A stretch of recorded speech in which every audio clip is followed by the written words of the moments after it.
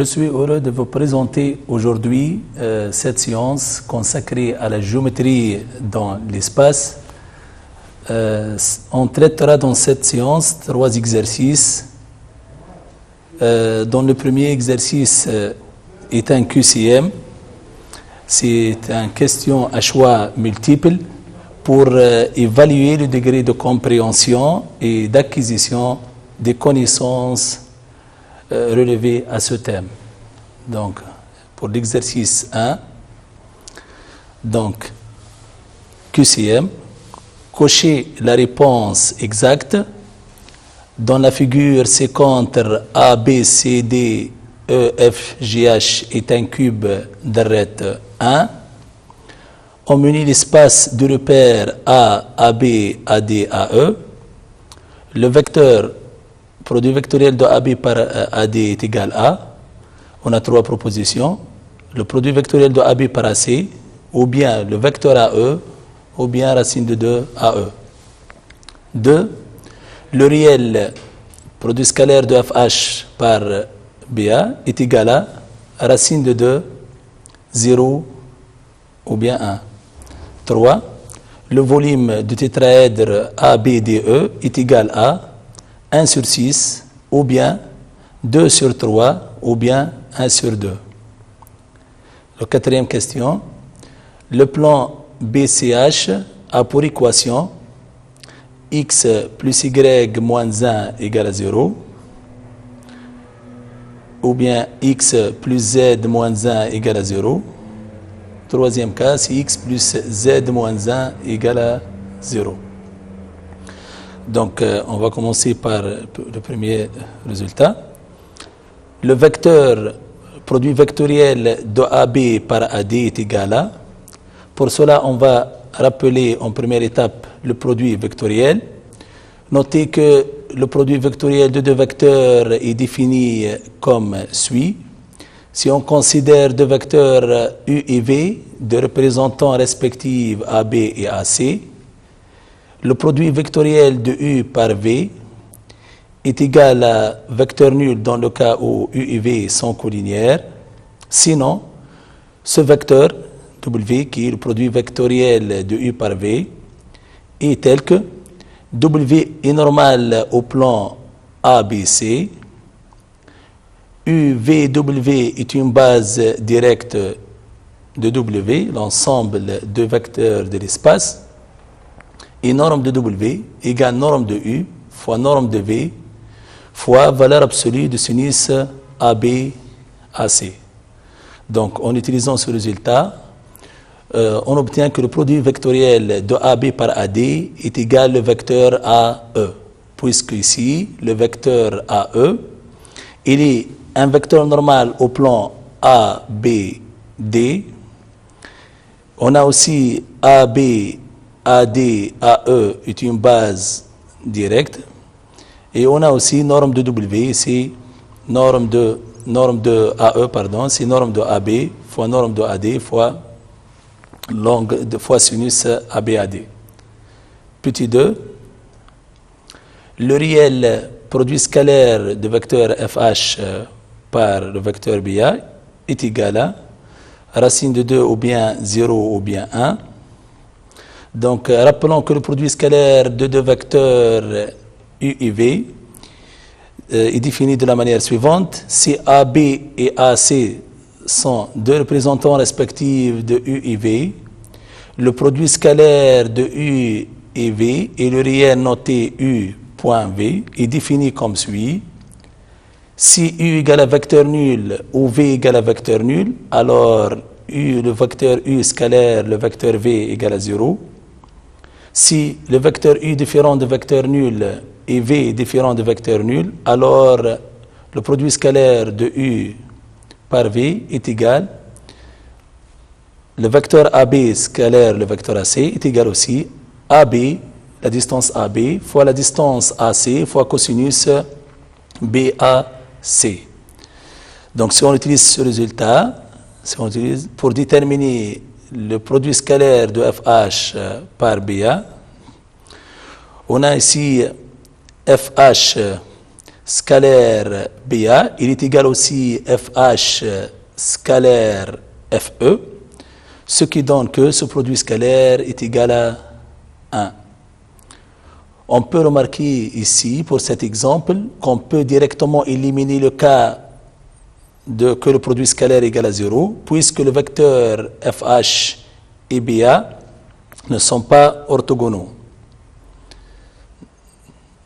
Et aussi, on peut éliminer aussi le cas racine de 2, puisque ici, dans notre cas, on a le FH, la distance FH qui est diagonale, il est égal à racine de 2, la norme de FH, et le norme de BA, il est égal à 1, donc le produit ici est racine de 2, et cosinus de cet angle ne peut être égal à 1, il est toujours inférieur à 1, donc le résultat ne peut pas être racine de 2. Pour la troisième question, le volume du tétraèdre ABDE est égal à 1 sur 6 ou bien 2 sur 3 ou bien 1 sur 2. Rappelons que le volume d'un tétraèdre est défini de la manière suivante. Si ABCD est un tétraèdre, on a V égale 1 sixième valeur absolue de le vecteur défini par AB vectoriel AC scalaire le vecteur AD. Ce qui donne aussi, dans notre cas, le volume du tétraèdre ABDE est égal à 1 sur 6. Puisqu'il est égal à AB, le vecteur défini par AB vectoriel AC, qu'on a déjà déterminé. On a déjà déterminé ce vecteur en première question. AB scalaire, le vecteur AB vectoriel AD, il est égal à E. Donc, produit scalaire de AE par AE est égal à 1, bien sûr, en valeur absolue, fois 1 sur 6. Donc, le résultat, c'est 1 sur 6. Quatrième question. Le plan BCH a pour équation x plus y moins 1 égale à 0, ou bien x plus y plus z moins 1 égale à 0, ou bien y plus z moins 1 égale à 0. Donc ici, on va voir si les coordonnées de points B, C et H vérifient l'équation de l'une de ces trois plans.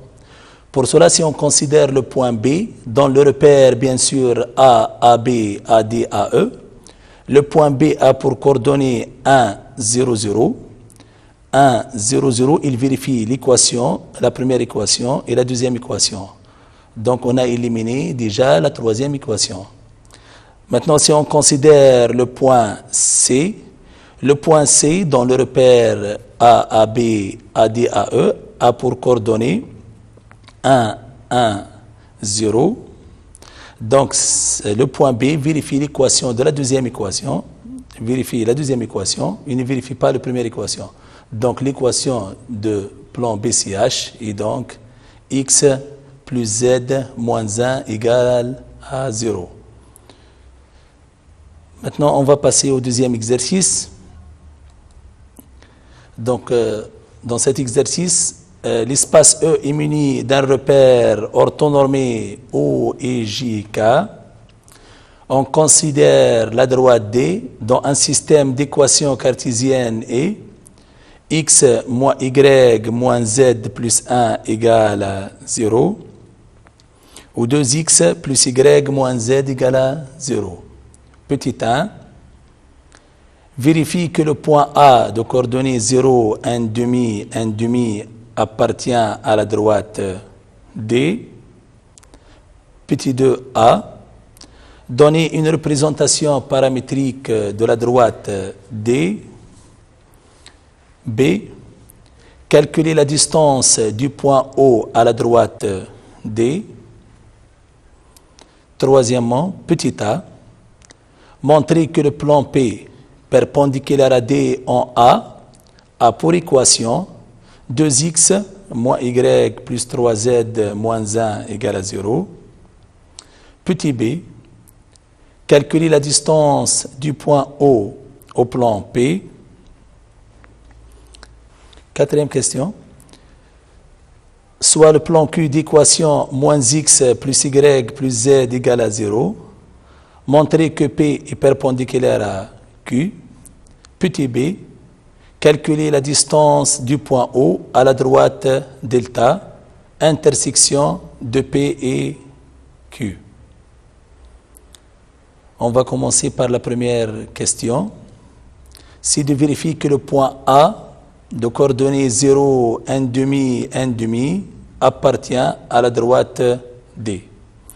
Pour cela, il suffit de voir que les coordonnées de point A vérifient les deux équations qui représentent un système d'équations cartésiennes de la droite D. Donc, il suffit de vérifier donc, que les coordonnées de A vérifient cette équation, les deux équations, ce qui est le cas ici, d'où l'appartenance de point A à la droite D. Deuxième question, petit a, donner une représentation paramétrique de la droite D. Donc, rappelons en première étape une représentation paramétrique d'une droite est donnée de la manière suivante. Dans un repère OIJK, si on a un point A de coordonnées x0, y0, z0 et un vecteur U de composante ayant pour composante A, B, C, un point M de coordonnées x, y, z appartient à D, signifie x égale x0 plus alpha A, y égale y0 plus alpha B, z égale z0 plus alpha C. Alpha appartient à R. Ce système est appelé une représentation paramétrique de la droite D. Donc ici, pour déterminer la représentation paramétrique de notre droite, on pose y égale à alpha, un réel. La deuxième équation moins la première équation donne x plus 2y moins 1 égale à 0, signifie x égale moins 2y plus 1. Et comme y égale à alpha, on obtient x égale moins 2 alpha plus 1. Petit 1 donne que z égale x moins y plus 1.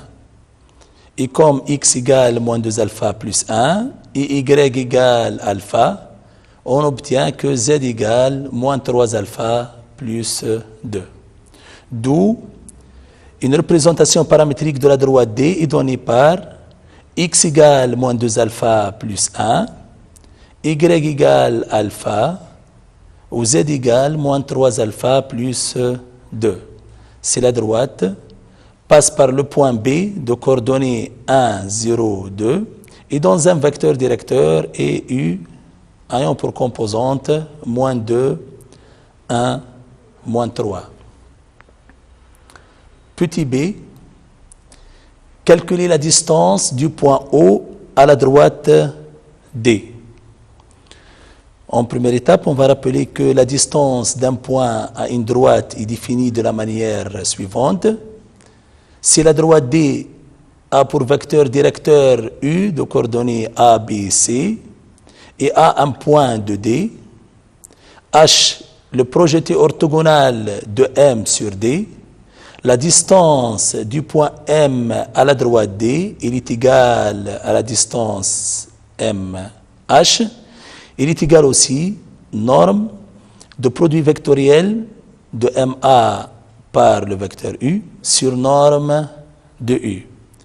Ce qui nous permet de déterminer la distance du point O à la droite D. Donc, le vecteur défini par le produit vectoriel de OA par le vecteur U a pour composante moins 2 à 1, ce qui donne que la distance de O à D est égale, tout calcul est fait, donc cette distance c'est racine de 21 sur 7. La troisième question, petit a, montrer que le plan P perpendiculaire à D en A pour équation 2x moins y plus 3z moins 1 égale à 0. Dans ce cas, rappelons qu'une droite est perpendiculaire à un plan si U est un vecteur directeur de cette droite et N est un vecteur normal à ce plan.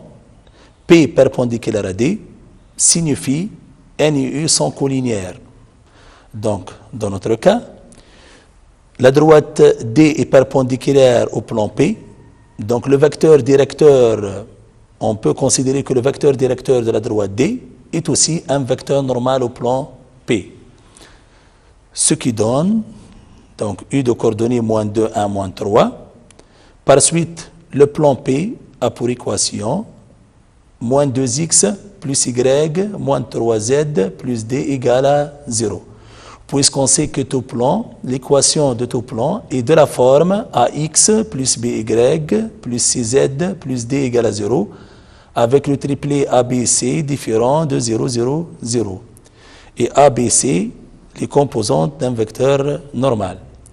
Pour déterminer ici la constante D, il suffit d'utiliser le fait que le point A, ayant pour coordonnées 0, 1 demi, 1 demi, appartient au plan P.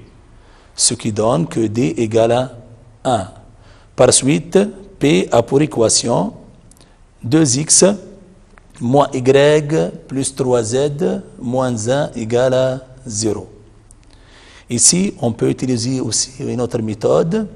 On utilise le fait qu'un point M de coordonnées x, y, z appartient au plan P, signifie que AM scalaire le vecteur U égale à 0. Ce qui donne de la même manière l'équation de plan P est 2x moins y plus 3z moins 1 égale à 0.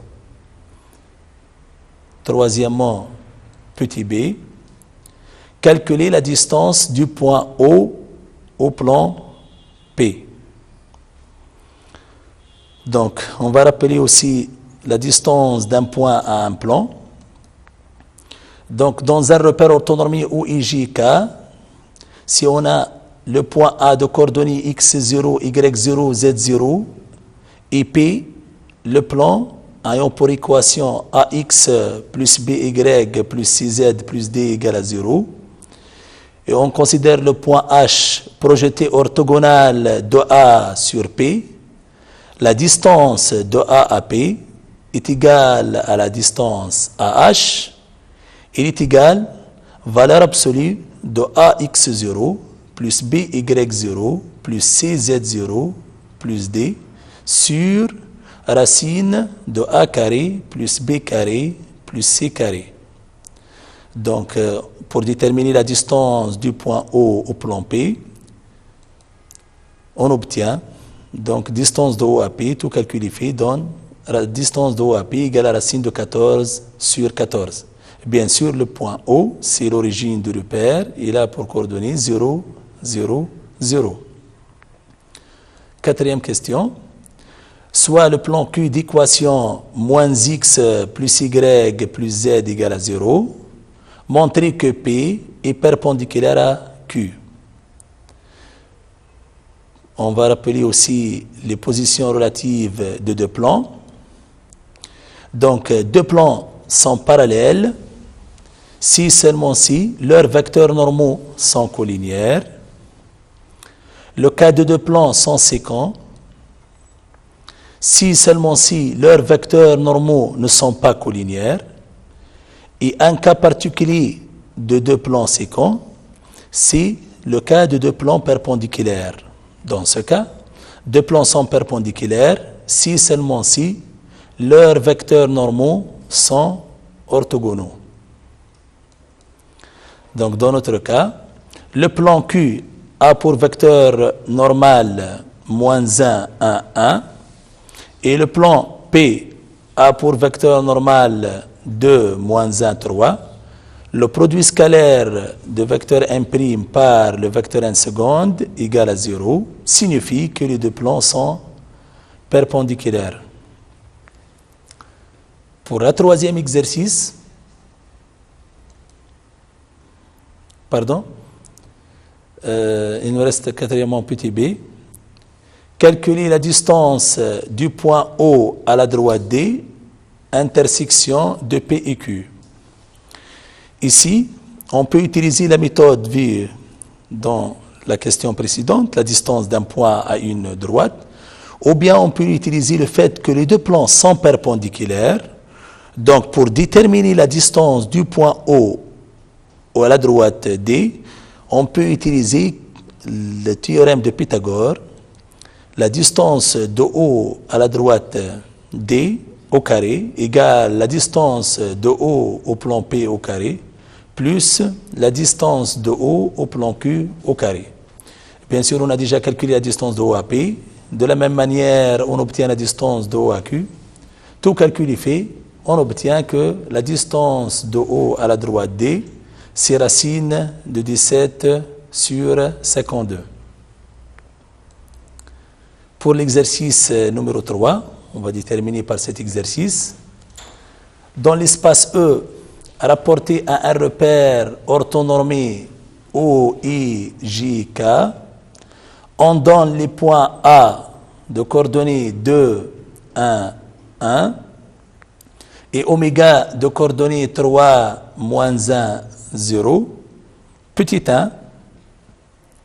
Montrer que l'ensemble P1 des points M de coordonnées X, Y, Z tels que MA carré moins le vecteur MA scalaire, le vecteur oméga égale à 0 est un plan d'équation X moins 2Y moins Z plus 1 égale à 0.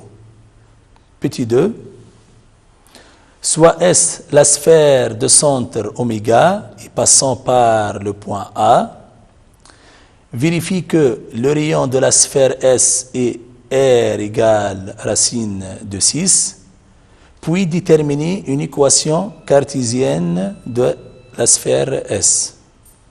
Petit 3. Soit P le plan dont une équation cartésienne est 2x moins y plus z moins 4 égale à 0. Petit a, montrer que le plan P coupe la sphère S suivant un cercle C, dont on précisera les coordonnées de son centre H et son rayon petit r. Petit b, soit le point B de coordonnées 2, moins 2, moins 2, vérifie que le segment AB est un diamètre de cercle C. Quatrième question. Donnez une équation cartésienne de plan Q tangent à S en B. Cinquième question. Soit H l'homothétie de l'espace de centre I et de rayon 2. Déterminer le centre I' et le rayon R' de la sphère S', image de S par H. Donc la dernière question, on va ici déterminer le centre, oméga' et le rayon R' de la sphère S', image de S par H. On va commencer par la première question. La première question, l'ensemble P1 des points M de coordonnées X, Y, Z, tels que MA carré moins le vecteur MA scalaire, le vecteur M oméga égale à 0, est un plan d'équation X moins 2Y moins Z plus 1 égale à 0. En première étape, on peut déterminer les composantes de vecteurs MA et de vecteurs M oméga. Et après, on calcule le produit scalaire de MA par M oméga et la distance MA carré.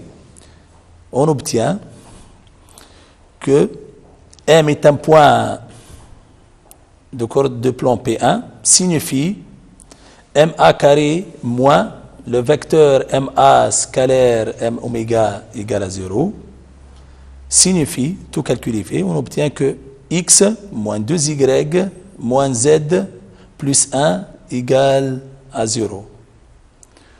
D'où le plan P1 est un plan d'équation X moins 2Y moins Z plus 1 égale à 0. Ici, on peut faire aussi autrement. puisque MA carré, on peut l'écrire, bien sûr, MA carré est égal le vecteur MA au carré. Donc, MA carré moins MA scalaire M oméga, on peut l'écrire MA, le vecteur MA, scalaire, entre parenthèses, le vecteur MA moins M oméga. Or, le vecteur MA moins M oméga, il est égal oméga, le vecteur oméga M plus M, le vecteur MA, qui est égal oméga A. Ce qui donne que M de coordonnées X, Y, Z appartient à P1, signifie le vecteur MA scalaire le vecteur oméga A égale à 0. Tout calcul est fait de produit scalaire, on obtient l'équation de plan P1, X moins 2Y moins Z plus 1 égale à 0. Deuxième question. Soit S la sphère de centre oméga et passant par A, vérifie que le rayon de la sphère S est R égale à racine de 6, puis déterminer une équation cartésienne de S. Donc, puisque cette sphère de centre oméga est passant par le point A, donc le rayon de la sphère S est égal à la distance oméga A. Et la distance entre deux points, c'est racine carrée de l'abscisse du premier point moins le deuxième point au carré, plus l'ordonnée de la différence au carré, plus bien sûr la côte au carré, la différence entre les deux côtes au carré. On a ici la distance R est égale à la distance oméga A est égale à racine de 6. Par suite, une équation de S est x moins 3 au carré plus y plus 1 au carré plus z au carré égale à 6. Bien sûr, si le coordonnée de la sphère est oméga de coordonnées x0, y0, z0 et le rayon de la sphère est R, une équation cartésienne de S est donnée par x moins x0 au carré plus y moins y0 au carré plus z moins z0 au carré égale à R au carré. Troisième question. Soit P le plan dont une équation cartésienne est 2x moins y plus z moins 4 égale à 0. Petit a, montrer que le plan P coupe la sphère S suivant un cercle C dont on précisera les coordonnées de son centre H et son rayon R. On donne une idée sur la position relative de deux plans. Ici, on va donner une idée sur l'intersection d'une sphère et d'un plan. L'espace E est muni d'un repère orthonormé OIJK. S une sphère de centre I de rayon R. H, le projeté orthogonal de I, centre de la sphère sur le plan P. Si la distance entre I et le plan P est supérieure à R, alors l'intersection entre P et S, c'est l'ensemble vide, comme est réalisé dans ce figure. Deuxième cas, si la distance de IA au plan P égale à R, alors P et S sont tangents et l'intersection est l'unique point H qui est le projeté orthogonal du centre de la sphère sur le plan P.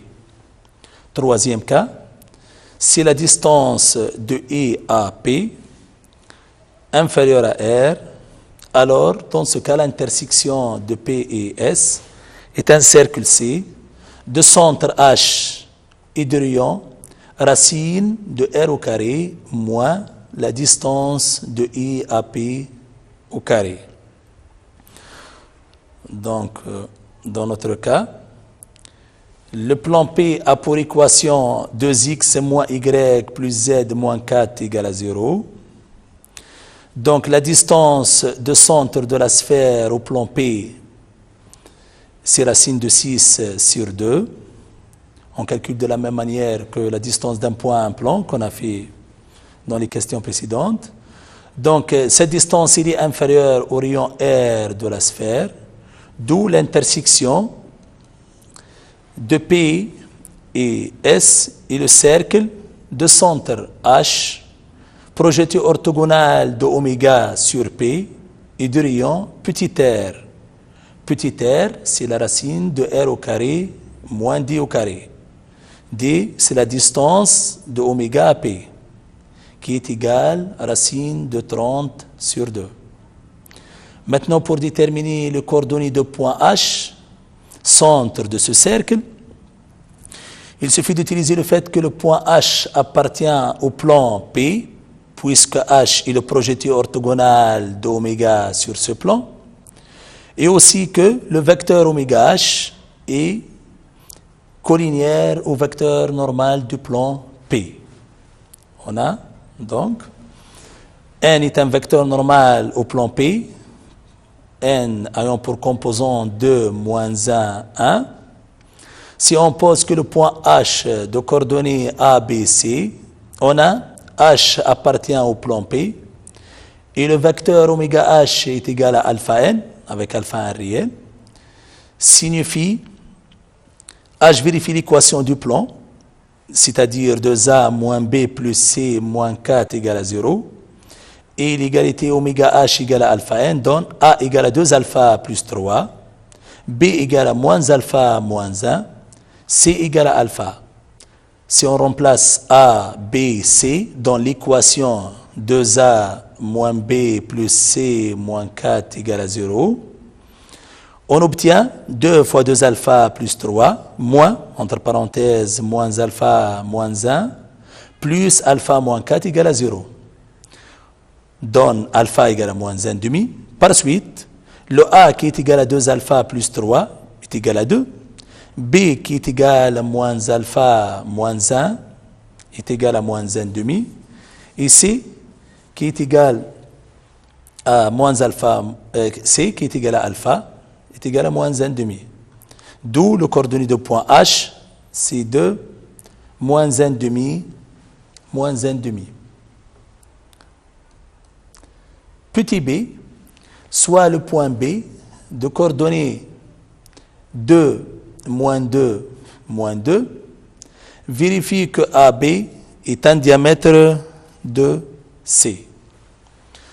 Rappelons que C, c'est l'intersection, c'est le cercle, intersection de la sphère S et de plan P.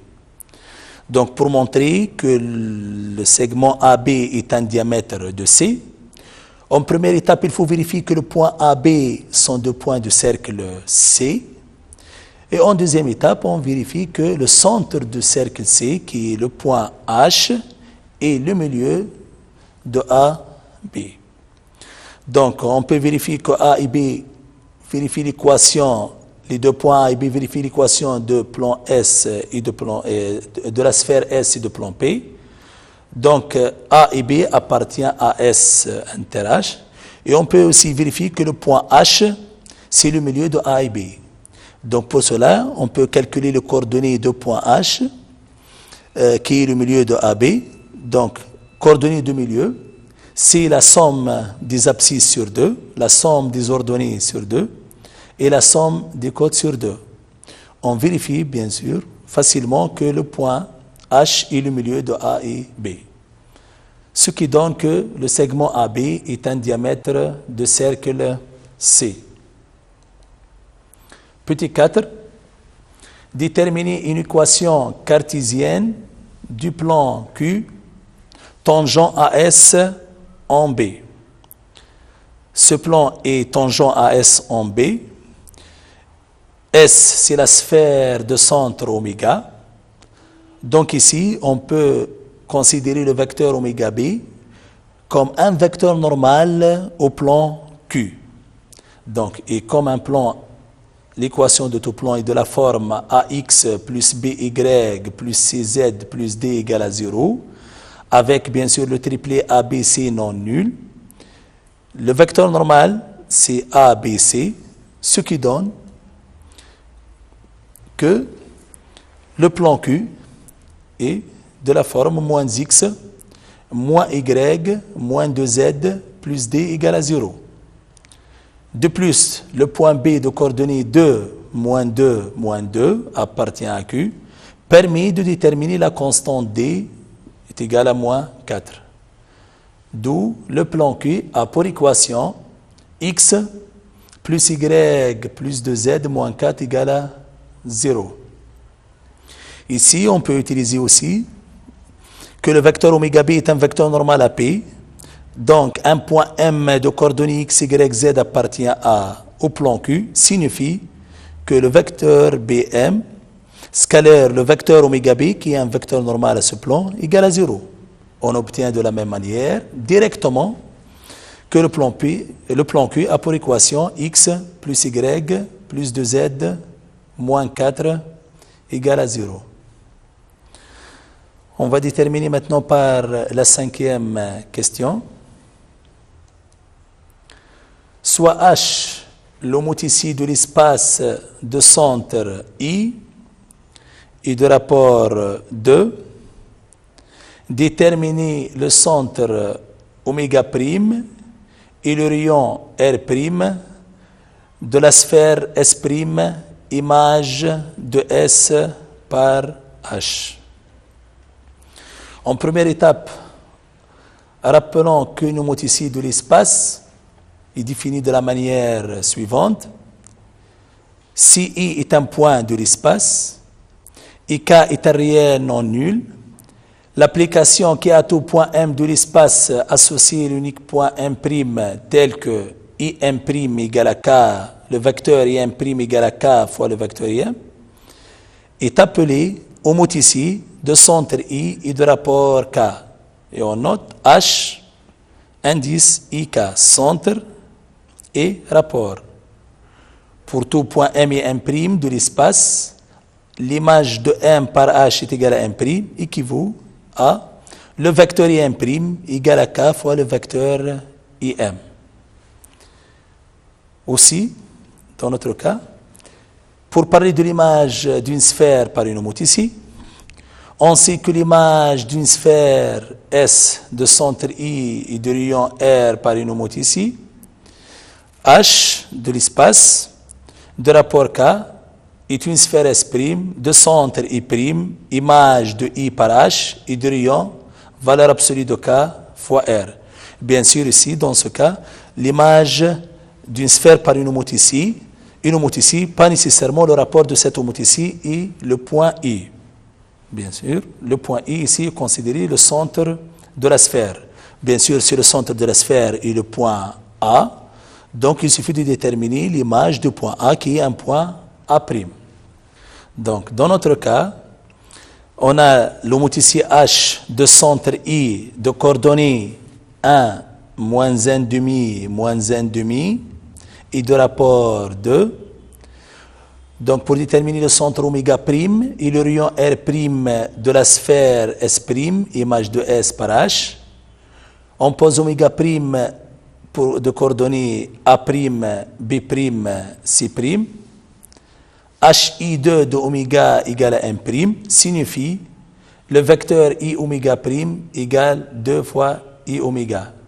Ce qui donne que A' égale à 3, B' égale à moins 1,5, C'